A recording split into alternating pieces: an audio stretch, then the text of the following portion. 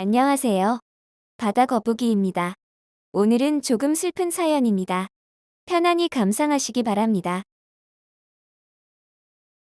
아침 햇살이 병실 창문으로 비스듬히 들어왔다. 하얀 커튼이 바람에 가볍게 흔들렸다. 병실 특유의 소독약 냄새와 답답한 공기가 무겁게 느껴졌지만 50대 중반 미실은 이곳이 이제는 집처럼 익숙해져 버렸음을 깨달았다. 50이 넘으면서 몸은 생각보다 빨리 무너져 내렸고 몇 달 동안 병원 침대에 누워있는 자신의 모습을 떠올리면 여전히 믿기지 않았다. 이곳에서 그녀가 처음으로 본 사람은 다름 아닌 아들이었다. 창백한 얼굴의 깡말은 그리고 세상에 하나뿐인 나의 핏줄, 나의 아들의 모습을 본 순간 가슴이 무너져 내리는 듯한 절망을 느꼈다. 세상에 그 누구보다 강하다고 믿었던 늘 미소 짓던 아들이 병원 침대 옆에 휠체어에 앉아 나를 물끄러미 내려다보고 있었다.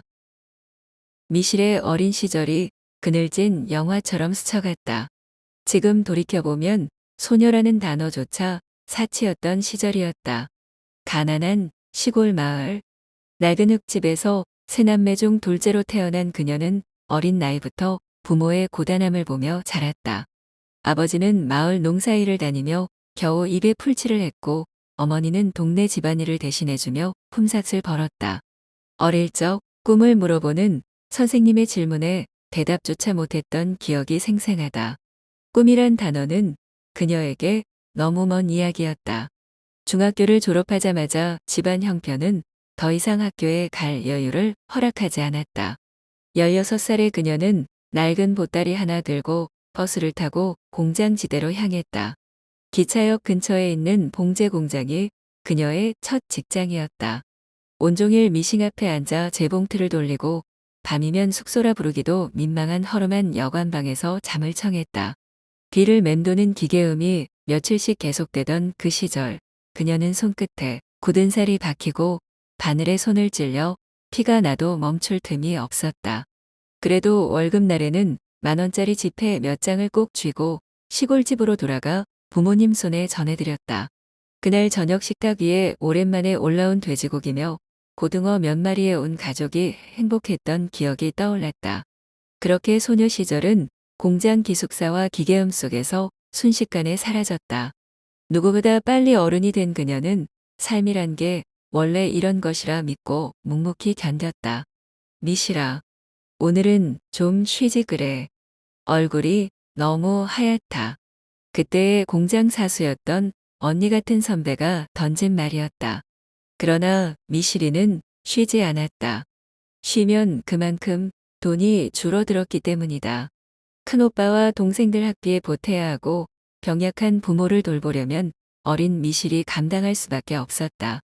20만 원을 받으면 15만 원을 부모님한테 보냈다.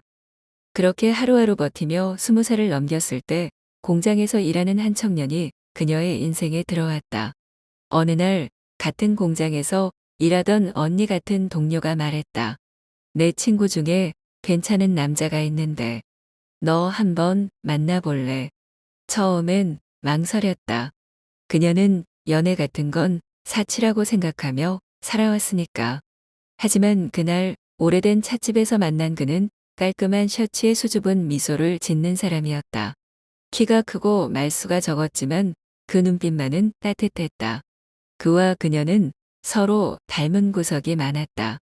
그 역시 시골에서 올라와 공장에서 일하며 가족들을 부양하던 청년이었다. 서로의 고단한 삶을 이해하는 데에는 오랜 시간이 필요치 않았다. 그의 이름은 상철이었다. 지인의 소개로 만났다는 명목이었지만 사실 공장에서 스쳐 지나가며 몇 번 눈빛을 주고받는 시간이 많았다. 미실 씨, 퇴근길에 같이 밥이나 먹을까요? 상철은 늘 웃고 있었다. 그녀는 서툴게 고개를 끄덕이며 그의 옆을 걸었다. 그렇게 시작된 연애는 짧았지만 강렬했다.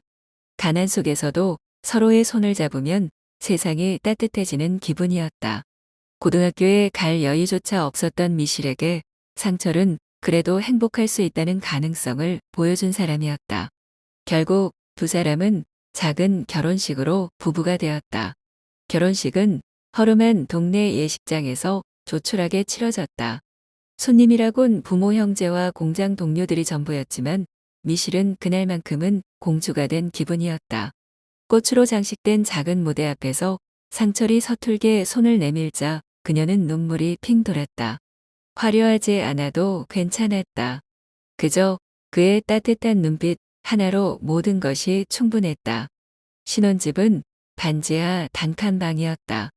창문 밖으로는 길고 양이들이 오가고 비 오는 날이면 곰팡이 냄새가 스며들었다. 하지만 두 사람은 서로를 바라보며 웃기만 했다. 첫날 밤, 낡은 전기장판 위에서 둘이 꼭 붙어 누워 속삭였다. 우리 앞으로 열심히 살자. 힘들어도 함께 있으면 괜찮잖아. 상철의 그 말에 미실은 눈을 감고 고개를 끄덕였다. 그의 품속은 세상에서 가장 안전한 곳 같았다. 그해 겨울 두 사람은 돈을 아끼려고 연탄불을 피운 작은 방에서 겨울을 났다. 미실은 주말이면 직접 시장에 가서 싱싱한 재료로 된장찌개를 끓였다. 상철은 퇴근길에 사온 작은 붕어빵 봉지를 내밀며 말했다. 우리 아가가 먹고 싶어 할 것 같아서. 그 아가는 뱃속에서 자라던 은혁이었다. 아직 태어나지도 않은 아이를 생각하며 웃던 그날 밤 미실은 자신이 세상에서 가장 행복한 여자가 된 것 같았다. 은혁이 태어난 날 상철은 병원 대기실에서 꼬박 하루를 기다리며 초조하게 손톱을 물어뜯었다. 그리고 간호사가 아이를 안겨주자 그는 세상에서 처음으로 눈물을 흘렸다. 우리 아들, 우리 아기. 상철이 갓난 아기를 품에 안은 채 떨리는 목소리로 말하자 미실의 눈에서는 눈물이 쏟아졌다. 이 작은 생명이 두 사람의 사랑의 증거이자 희망이었다. 그 후로 상철은 누구보다 성실한 남편이자 아빠가 되려고 노력했다. 퇴근길에 시장에서 사온 싱싱한 멸치로 국을 끓여주고 은혁의 작은 손을 잡고 동네 공원을 걸었다. 우리 은혁이 엄마랑 아빠랑 같이 힘내자. 사진관에서 찍은 가족 사진 속에서 세 사람은 세상에서 가장 행복한 미소를 짓고 있었다. 세월이 흘러 빛이 바래도 미실의 마음속에서는 언제나 눈부시게 빛났다. 가진 거 없어도 몸은 힘들어도 지금이 행복하다고 믿고 있었다. 하지만 그렇게 믿었던 행복은 오래 가지 않았다. 은혁이 3살이 되던 해 시골 마을은 벚꽃이 만개해 마치 축제 같았다. 미실은 종종 부모님에게 전화를 걸어 손주 자랑을 하곤 했다. 엄마, 은혁이가 요즘 할머니라고 부르기 시작했어요. 이번 주말에 갈까요? 수화기 너머로 들려오는 어머니의 웃음소리는 언제나 따뜻했다. 그래, 우리 손주 보고 싶지. 조심해서 와. 그날도 평범한 하루였다. 상철은 출근을 하고 미실은 아이에게 아침을 먹이며 작은 행복을 느꼈다. 그러나 점심 무렵 낯선 번호로 걸려온 전화가 그녀의 세상을 송두리째 흔들었다. 혹시 박미실 씨 맞으신가요? 죄송합니다만 부모님께서. 목소리는 차분했지만 단어 하나하나가 미실의 가슴을 철퇴처럼 내려쳤다. 사고, 구급차, 병원으로 이송종. 머릿속에서 그 단어들이 메아리 쳤다. 아이를 옆집에 급히 맡기고 병원으로 달려간 미실은 곧 주저앉고 말았다. 하얗게 바랜 얼굴로 누워있는 부모님은 이미 싸늘한 주검이 되어 있었다. 마치 깊은 잠에 빠진 듯 평화로운 얼굴이었지만 두 번 다시 부를 수 없는 얼굴이었다. 엄마, 아빠. 미실은 오열하며 어머니의 손을 붙잡았다. 그 손은 여전히 거칠고 손톱 밑에는 흙이 조금 묻어 있었다. 평생 땅을 일구며 자식들을 먹여 살린 손이었다. 왜 이렇게 갑자기. 옆에서 의사가 무표정한 얼굴로 사망 시간을 기록했다. 그녀의 울음소리가 차가운 병원 복도를 메아리 쳤다. 사고 소식은 작은 시골 마을을 뒤흔들었다. 부모님은 바치를 마치고 돌아가던 길에 음주운전 차량에 치였다. 그 마을에서 가장 부지런하고 선량하다고 소문난 부부였다. 장례식장에는 이웃들이 울면서 찾아왔지만 미실은 아무것도 들리지 않았다. 상철이 곁에서 은혁을 안고 괜찮아 여보라고 속삭였지만 그녀의 마음은 텅 빈 우물처럼 깊은 슬픔으로 가라앉아만 갔다. 엄마, 아빠, 은혁이 얼굴도 못 보고 가시다니. 하얀 상복 차림으로 서 있는 미실의 눈에는 눈물이 마르지 않았다. 은혁은 어린 나이에도 엄마의 얼굴을 어루만지며 울지 마 하고 속삭였다. 그 작은 목소리가 그녀의 가슴을 더욱 아프게 찔렀다. 장례를 치른 후에도 미실은 한동안 잠을 잘 수 없었다. 부모님이 돌아가신 그날 밤 경찰에 전화가 울리던 그 순간이 계속 꿈에 나왔다. 상철은 묵묵히 그녀 곁을 지켰다. 한밤중에 깨어 울음을 삼키는 아내를 꼭 껴안으며 그는 속으로 다짐했다. 내가 이 여자를 지켜야지. 이 여자를 다시 웃게 해야지. 이때까지만 해도 상철은 그저 성실하고 자상한 남편이자 아빠였다.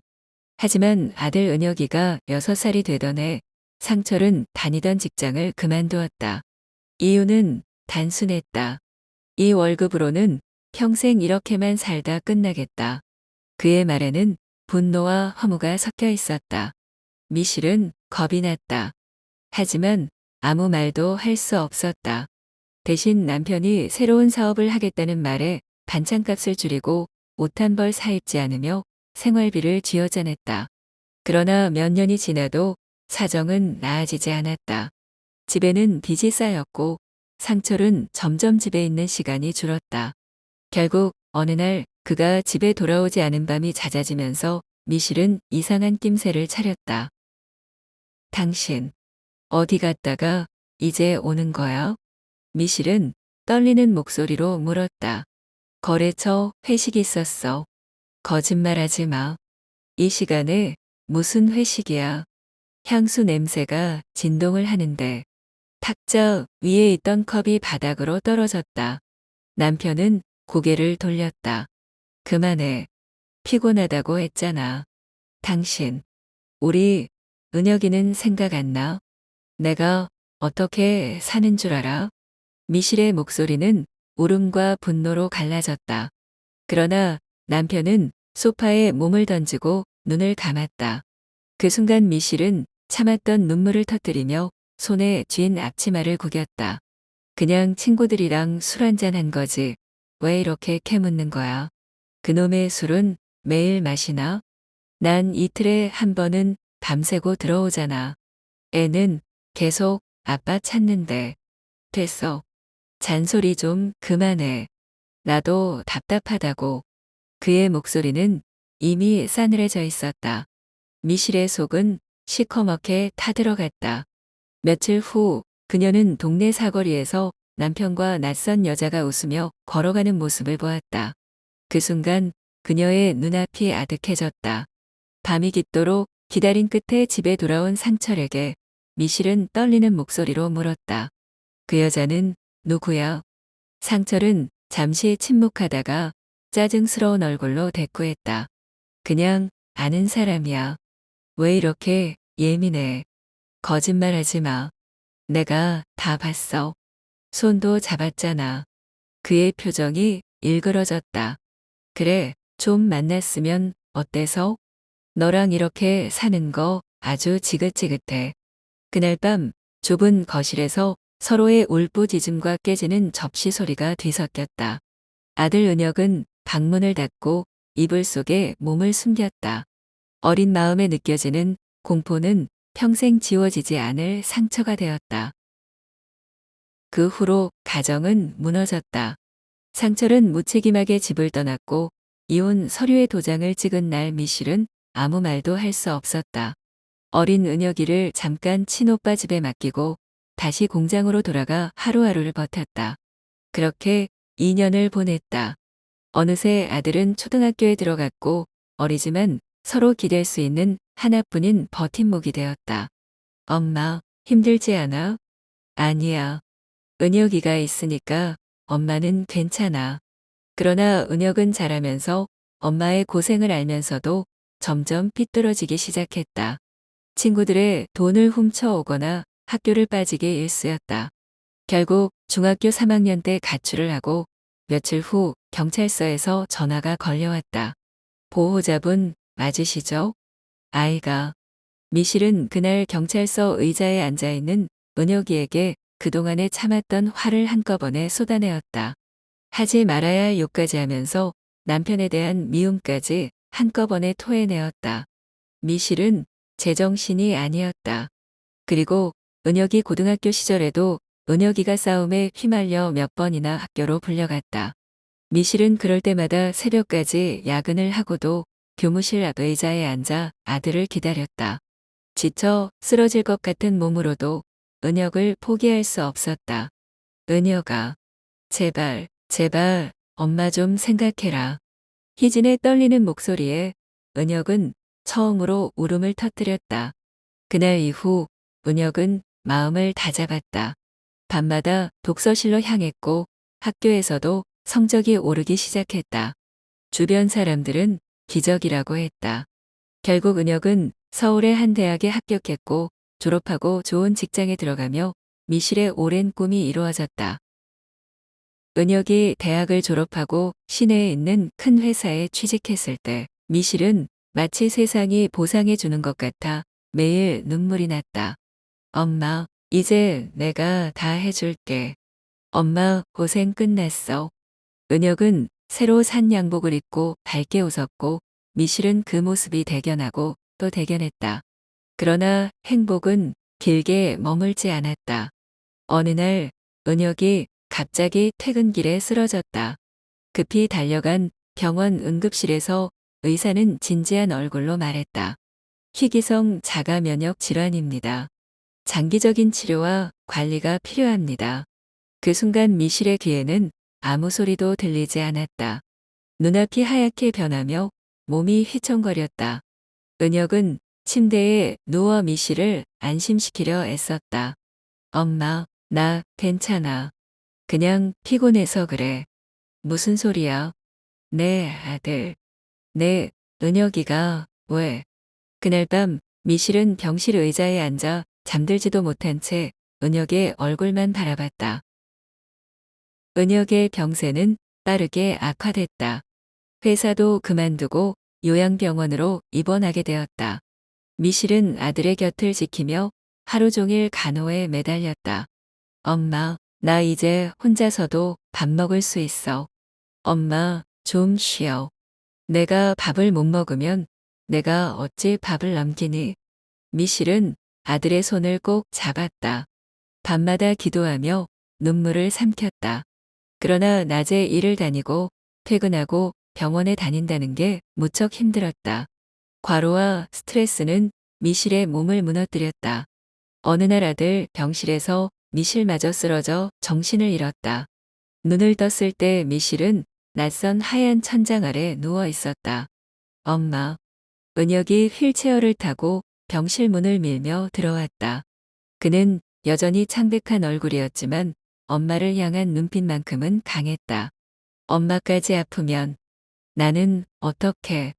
미실은 아들의 떨리는 손을 잡았다. 미안하다, 아들아. 엄마가 너 지켜야 하는데. 그 후로 모자는 같은 병원에서 서로의 병실을 오가며 지냈다. 아이러니하게도 은혁은 자기 몸이 힘든 와중에도 엄마를 챙겼다. 엄마, 물 좀 드세요. 오늘 재활치료 힘들었지? 엄마보다 네가 더 힘들잖아. 병실 창밖으로 봄꽃이 흩날리는 계절이 다가왔다. 가난한 어린 시절 공장에서 밤새 일하던 17살 소녀였던 자신, 고등학교에 가지 못해 늘 자신을 부끄러워했던 날들, 남편의 배신으로 무너져 내리던 밤들. 그럼에도 불구하고 은혁이 곁에 있어줬기에 여기까지 버틸 수 있었다. 은혁아, 엄마가 사는 이유는 너야. 엄마, 난 엄마 때문에 다시 살아보고 싶어졌어. 우리 꼭 나아질 거야. 그날 밤 두 사람은 불 꺼진 병원 침대 위에서 조용히 눈물을 흘렸다. 병원 생활은 쉽지 않았다. 매일 약을 먹고 치료를 받는 일이 반복됐지만 모자는 포기하지 않았다. 이웃 환자 가족들도 반찬을 나눠주며 미실과 은혁을 응원했다. 은혁 씨, 오늘 얼굴이 훨씬 좋아졌나요? 감사합니다. 저희 엄마도 오늘은 덜 아프셨어요. 그 작은 응원이 두 사람에게는 큰 힘이 되었다. 희진은 병원 복도 창가에 앉아 석양을 바라봤다. 오랜 고생으로 주름진 손을 꼭 맞잡고 은혁은 엄마의 어깨에 기대 앉았다. 우리 잘 살고 있는 거 맞지? 그럼 우린 아직 살아있잖아. 비록 병원이라는 공간이지만 모자는 서로를 지켜주며 오늘도 꿋꿋하게 살아가고 있다. 언젠가는 더 나아질 거라는 희망을 안고.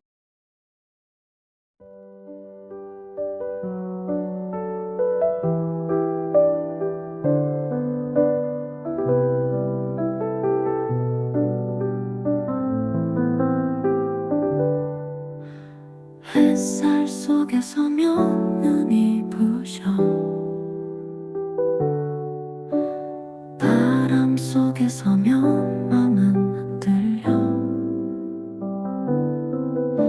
무심코 지나간 시간들 속 내가 누군지 묻고 싶어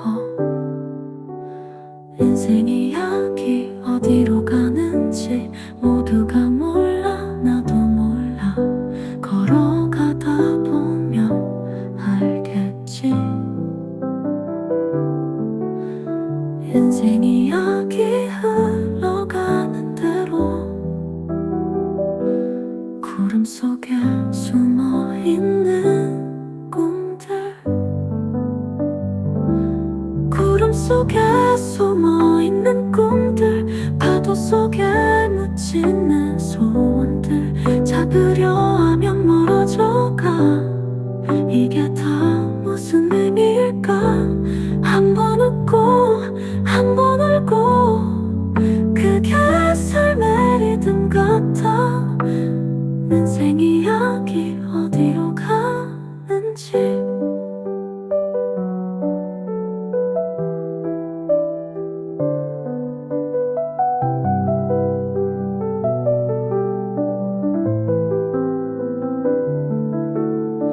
인생 이야기 어디로 가는지 모두가 몰라 나도 몰라 걸어가다 보면 알겠지